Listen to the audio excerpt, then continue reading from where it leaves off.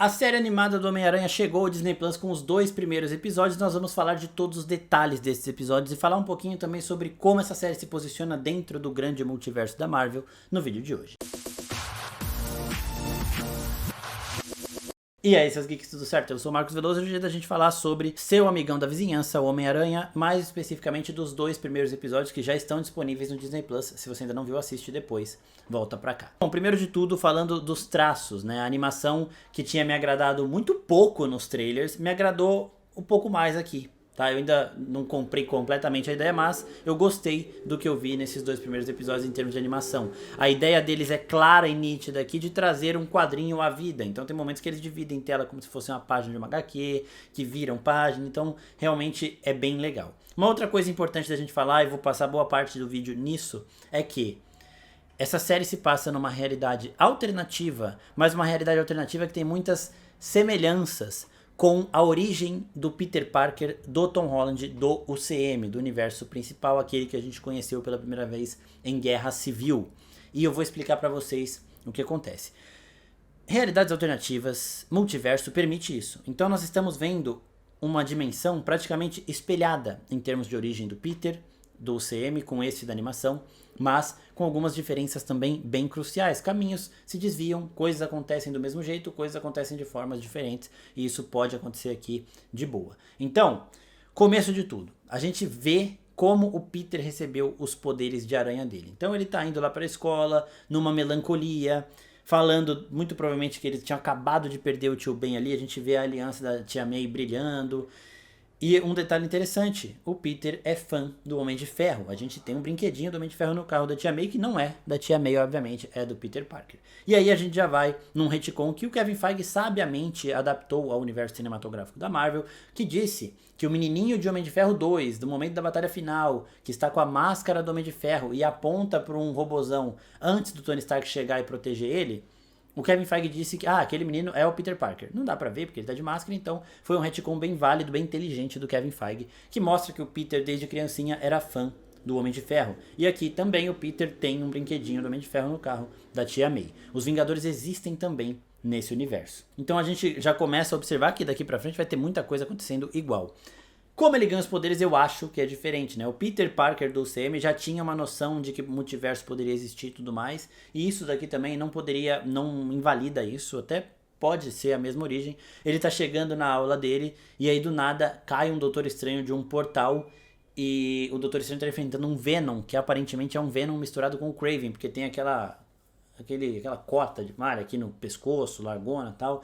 E o criador da série falou que ia adaptar personagens clássicos de formas diferentes e novas, e isso faz sentido aqui. E o Peter, que é fã do Homem de Ferro, que conhece os Vingadores, não sabe quem é o Doutor Estranho. Se a gente pegar o Peter Parker do UCM, no momento em que ele recebe os poderes dele, que é antes de Guerra Civil, o Doutor Estranho não era famoso, o Doutor Estranho nem tinha... O Stephen Strange ainda era um cirurgião, né? Então muito provavelmente é isso que acontece nesse universo, e este Doutor Estranho vem de outra realidade. Ele abre um portal, ele fala que não deveria estar ali, né? Ele já tá tretando com esse Venom Kraven aí, e aí nisso, deste portal de outra realidade, cai uma aranha radioativa que pica o Peter Parker. Nesse momento ele ganha os poderes e se torna Homem-Aranha, ele apaga e aí vamos para a abertura. Isso também é semelhante ao que aconteceu com o Miles Morales de Aranha-Verso, porque ele recebe os poderes de uma aranha que veio de outro universo, que supostamente não deveria estar ali. Isso é falado em Aranha-Verso 2 também.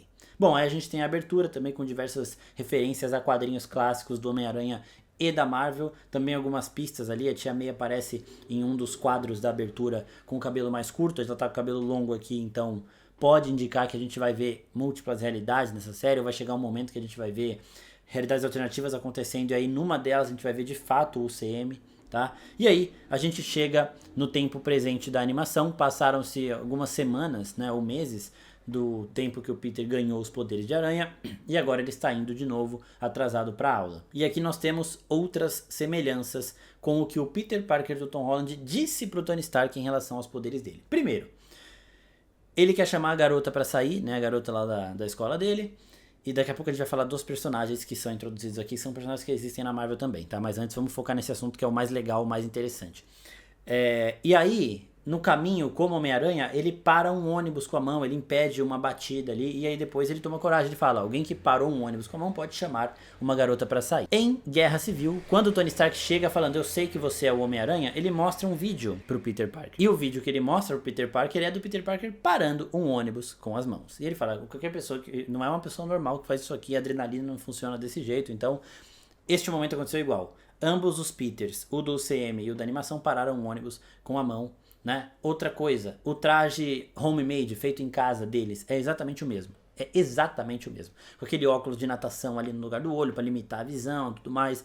É o mesmo traje que o Tom Holland usa nos primeiros filmes dele ali, com esse que a gente tá vendo agora na animação.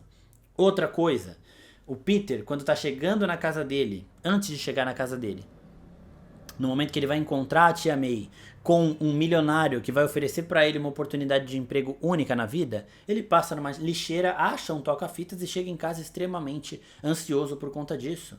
Em Guerra Civil, ele fala pro Tony, o dia de hoje tá perfeito, acabei de achar um toca-fitas jogado no livro, novinho em folha. Então, aconteceu exatamente a mesma coisa. Having a really good day today, Mr. Stark. Didn't miss my train, this perfectly good DVD player was just sitting there and algebra test. Nailed it. A cena dele chegando na casa dele, se vocês colocarem a cena de Guerra Civil e a cena desse primeiro episódio juntas, é exatamente a mesma cena. E ele chega e tá esse milionário sentado no sofá dele de costas. E aí, quando ele levanta, a mesma cena também. E aí, nós temos uma mudança. Não é o Tony Stark, que existe nesse universo e que o Peter conhece e é fã.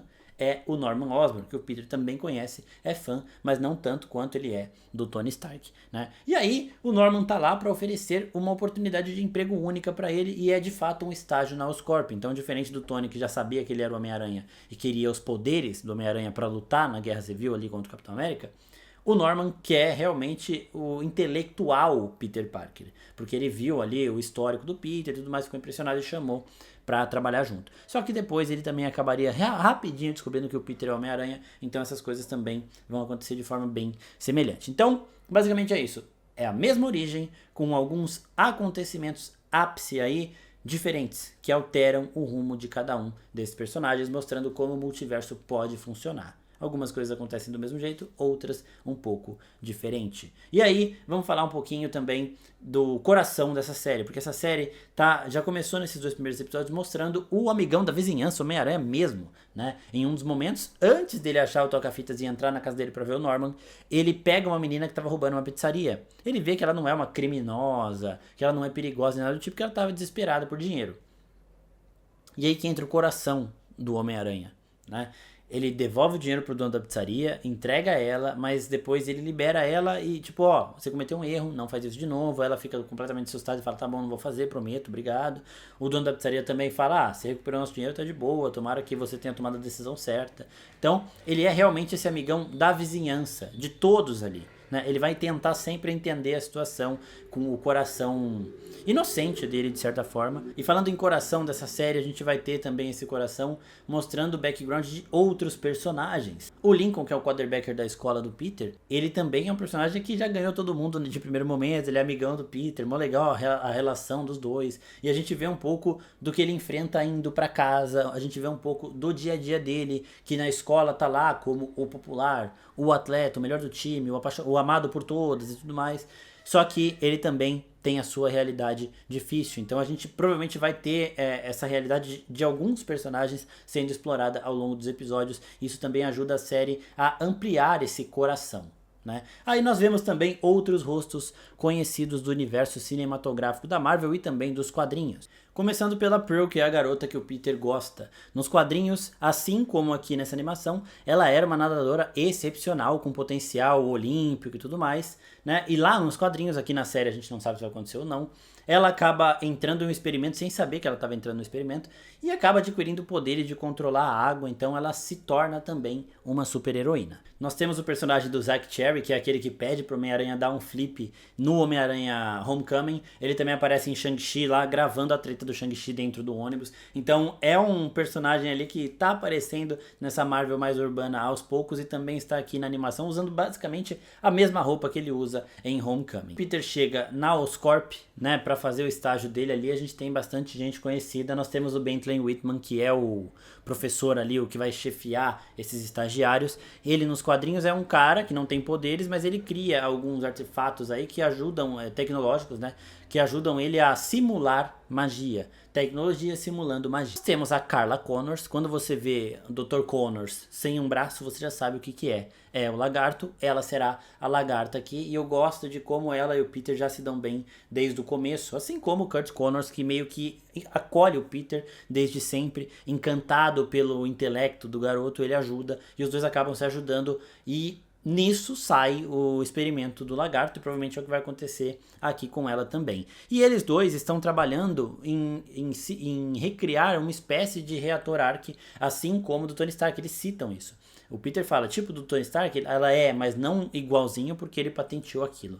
Né? Então eles têm que criar outra, mas a gente já vê que a Oscorp e a Stark Industries elas são concorrentes. Os Vingadores existem aqui, o Peter tá andando na Oscorp e vê um quadro do Norman ao lado do Capitão América. Então é bem legal também a gente ver como que esse universo é uma mescla do CM, adaptando também e introduzindo personagens do núcleo do Homem-Aranha que a gente ainda não teve dentro da Marvel. A gente teve um Norman Osborn chegando, mas ele veio da realidade do Homem-Aranha do Tobey Maguire, então não é o Norman Osborn do CM ainda. Os outros estagiários são a Asha, que é uma personagem realmente que aparece nos quadrinhos no núcleo de Wakanda, ela é uma das mentes geniais de Wakanda, e aqui na animação ela tá usando uma pulseirinha de bolinha, que é provavelmente a pulseirinha que a Shuri cria, a pulseirinha bastante tecnológica. Então, nós temos a Jean Foucault, nos quadrinhos ela tem uma habilidade parecida com a do treinador de simular, de copiar qualquer movimento que ela vê, inclusive ela tem uma suspeita de que o treinador é pai dela. E lá também é dito que ela é uma gênia, então faz sentido ela estar aqui também fazendo o estágio. Nós temos o Amadeus Cho, que é simplesmente um gênio que controla a mutação do Hulk, então ele consegue se tornar o Hulk, só que ele é um gênio que se torna o Hulk, assim como o Bruce Banner, só que diferente do Bruce Banner, ele mantém o intelecto genial dele, Amadeus Cho, dentro do Hulk. E ele é filho da Ellen Cho, que é quem ajuda em Vingadores a Era de Ultron, o Tony Stark a criar o corpo do Visão. Né? Então é bem legal ali a gente vê a Ellen Cho naquele filme, também uma cientista genial, e aqui a gente está vendo finalmente o Amadeus Cho sendo introduzido, porque é um personagem que já está sendo especulado na Marvel há muito tempo, mas nada dele chegar até agora. Finalmente chegou numa animação, talvez ele chegue em breve também no CM, muito mais se o personagem tiver um destaque, fizer um sucesso aqui na animação, mas por enquanto eles todos ali são colegas do Peter no estágio na Oscorp. E o primeiro episódio termina com o Norman Osborn descobrindo que o Peter Parker é o Homem-Aranha, porque o Peter teve a ideia genial de se trocar na escadaria da Oscorp, sem imaginar que teriam câmeras em todos os lugares. Aí que tá um pouco da inocência do personagem. Então, basicamente, nessa série, a gente tá vendo os primeiros anos da vida do Peter Parker, que são muito semelhantes aos primeiros anos da vida do Peter Parker do Tom Holland, com um caminho que agora vai começar a se diferenciar muito dele. Tá? Então no momento em que o Peter do Tom Holland encontra o Tony Stark e este Peter encontra o Norman Osborn, é que os caminhos deles provavelmente vão mudar drasticamente, mas até ali estava tudo acontecendo igualzinho. Eu espero que vocês tenham gostado desse vídeo. A gente vai fazer análises semanais dos episódios, né? Sai o episódio na quarta-feira, a gente já grava o vídeo, já posta aqui pra vocês. Então se inscreve no canal, ativa o sininho e curte. E até a próxima, pessoal. Tchau, tchau.